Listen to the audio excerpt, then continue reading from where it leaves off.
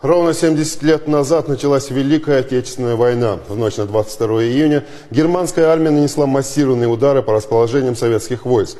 Первым препятствием на пути немцев стала Брестская крепость.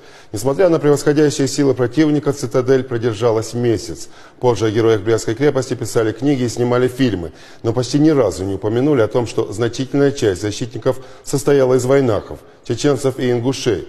Истории героев, о которых предпочитают не вспоминать, в сюжете Звядом Чеглышвили. Барханоев Умат-Гирей Артаганович, последний защитник Брестской крепости. Память о нем хранит лишь эта фотография, представленная в музее Ингушетии. В середине июля 1941 года немецкие отряды взяли крепость, хотя местами там еще слышались одиночные выстрелы. Во дворе цитадели с торжественной речью выступал генерал вермахта, как вдруг из подземных казематов вышел человек в советской форме. Он был ослепшим и шел, вытянув перед собой левую руку. Дойдя до немцев, остановился, взвел курок, что-то сказал на ингушском языке и выстрелил себе в висок. Генерал отдал ему честь. Умат-Гирей Барханоев – единственный советский офицер, похороненный немцами с воинскими почестями.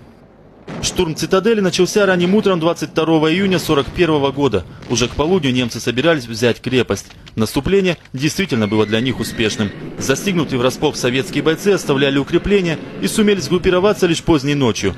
В крепости оставалось около 2000 бойцов. Почти треть из них, 400 человек, были войнахами. На следующее утро фашисты впервые понесли тяжелые потери, временами им даже приходилось отступать.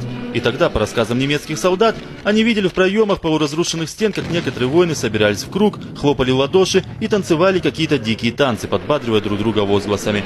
Кавказскую лезгинку они принимали за ритуальные обряды.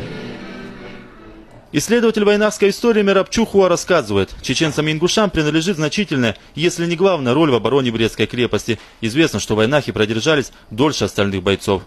Только с одного селения, вот чеченское селение, это Старые Атаги, Тишин Атаги по-чеченски, только из этого села в брестских боях принимал участие 16 человек. Российское имперское мышление не хочет их принимать и сказать правду.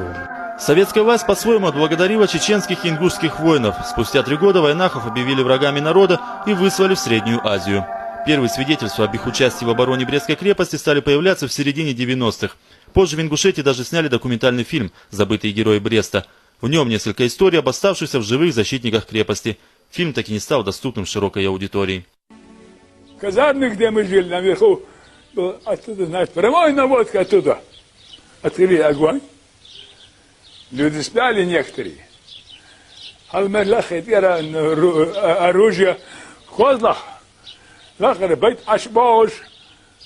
Ранили людей в крови. Бежь, да, я же здесь, вон там уже, бежь, здесь идут бои.